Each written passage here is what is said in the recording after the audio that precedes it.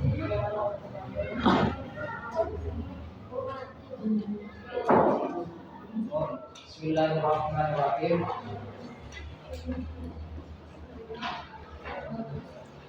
Pelajaran hadis kali ini menerangkan tentang sholat berjamaah.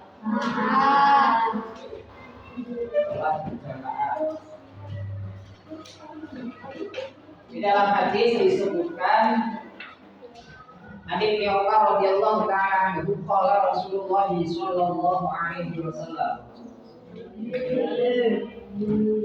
Sholatul jamaah afdalu min sholatil fardhi bi 27 darajah. Nabi Muhammad pernah mengatakan sholat berjamaah pahalanya itu lebih utama daripada sholat sendiri dengan selisih 27 derajat. Cara gampangnya, ketika tiang sing sholatnya sendiri yang mendapatkan satu pahala, satu derajat, kalau sholatnya berjamaah itu mendapatkan 27. Maka sangat dianjurkan seorang Islam, seorang Muslim itu untuk melakukan sholat berjamaah. Karena apa? Karena sholat berjamaah itu pahalanya berkali lipat daripada sholat sendiri. Nah, 27 derajat itu bisa kita dapatkan ketika kita itu mengikuti imam mulai dari takbiratul ihram sampai salam. Itu nanti akan mendapatkan 27 derajat. Akan tetapi ketika dia itu terlambat dalam artian sholat berjamaah tapi ikutnya pada rakaat kedua atau ketiga atau keempat, nanti pahalanya tidak 27 tapi dikurangi nanti. Jadi ketika kita ingin mendapatkan 27 rakaat ya harus mulai dari takbiratul ihramnya imam. Kita harus menangi, alias kita harus mengikuti imam dari rakaat yang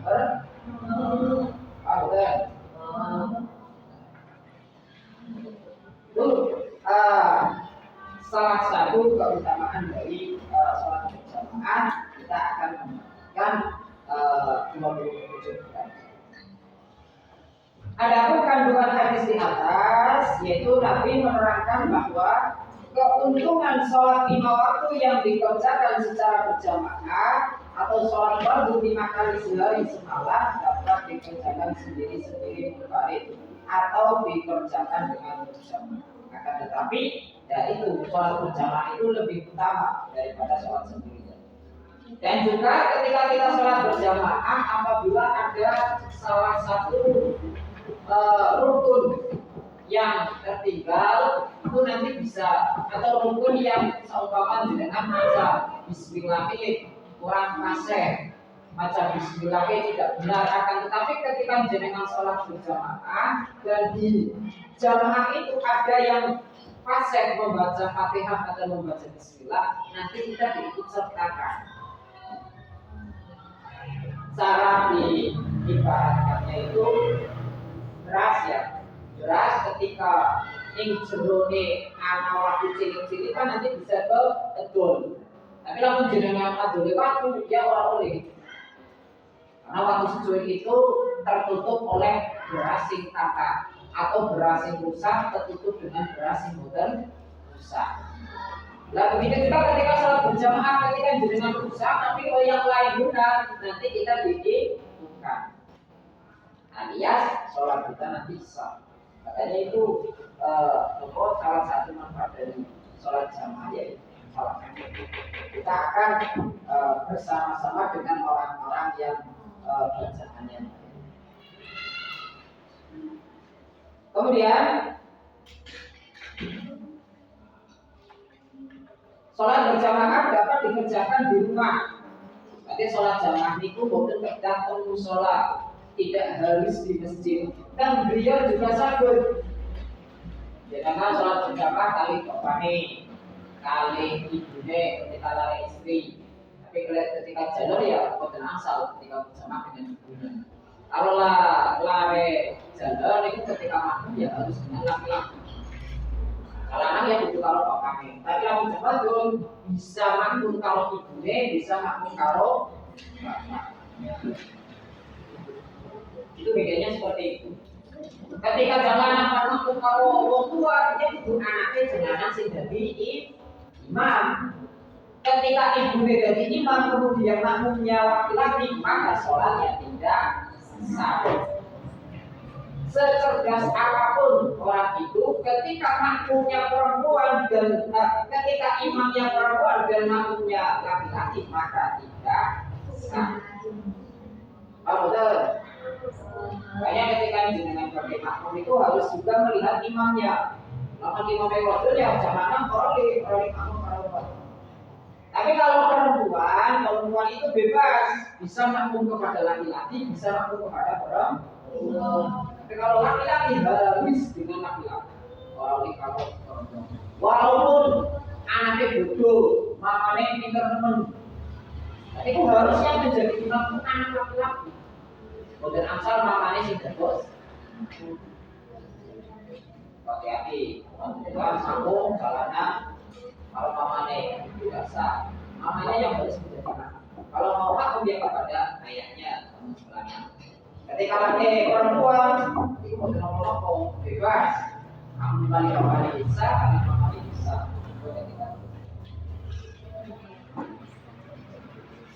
Kemudian sholat berjamaah itu sedikitnya itu 2 orang. Jamaah ke orang itu akeh, orang itu 10, orang itu 3. Ketika 2 orang sudah dianggap cukup, satu menjadi imam, satu menjadi makmum. Ini sebenarnya kali mamane, kali papane, dua.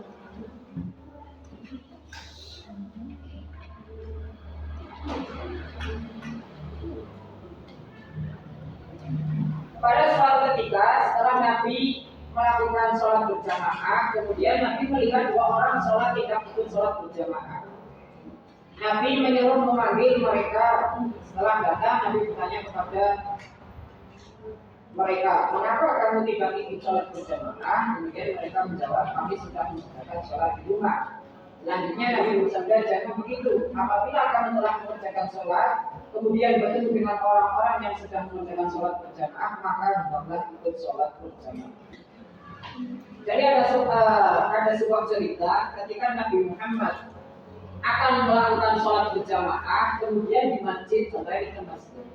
Nabi Muhammad melihat ada 2 orang boten sholat berjamaah. Kemudian ditanyai oleh Nabi Muhammad, misalnya kok orang berjamaah, misalnya kok orang itu berjamaah, kenapa kalian tidak ikut berjamaah? Kemudian kedua laki-laki itu menjawab, Nabi, tolong pun sholat sendiri, tolong pun sholat sendirian. Ketika seperti itu, maka kita walaupun sudah sholat di rumah dengan sendirian, kita masih tetap disunnahkan untuk melakukan sholat berjamaah. Walaupun kita itu melakukan sholat 2 kali.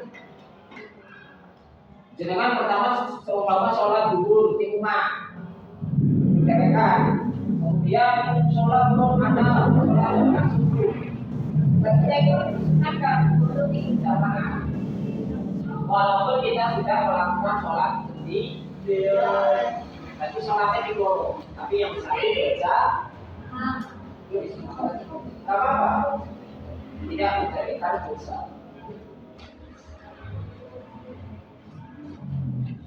Kemudian salah satu sholat berjamaah itu manfaatnya dengan diantaranya itu satu mempererat tali persaudaraan dan persatuan di antara umat Islam.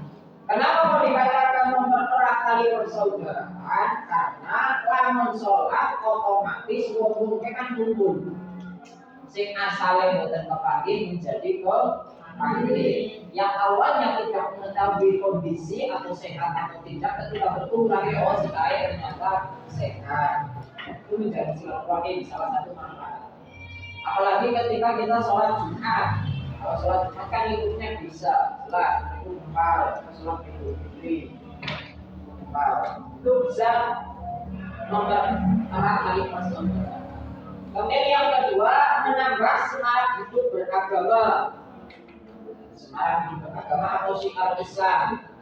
Agama Islam akan menjadi lebih terang, lebih menyala, lebih semangat karena berjamaah bareng-bareng semangat. Kemudian mendidik sifat tolong menolong, menghilangkan sifat sombong atau takabur. Maksudnya sombong atau takabur berarti ketika kita jamaah otomatis kan kita tidak merasa lah paling kita bebek sama sholat di rumah daripada jamaah bisa sholat di rumah, itu juga menghilangkan sifat sombong. Kemudian memudahkan hubungan satu sama lain. Oke, si mau saja jangan ketika awalnya kita bukan segera, tapi dengan berjamaah kita akhirnya melihat. Dan yang keenam, cepat mengetahui saudara atau tetangga yang sedang kesulitan sehingga dapat segera memberikan bantuan. Nah, salah satu manfaat dari jamaah itu kita juga bisa melihat tetangga kita yang sedang kesulitan, sakit atau yang lain, itu kan bisa kita lihat. Mari musola ini bisa nekat di orang atur, mereka lagi sakit, jadi ini kita bisa.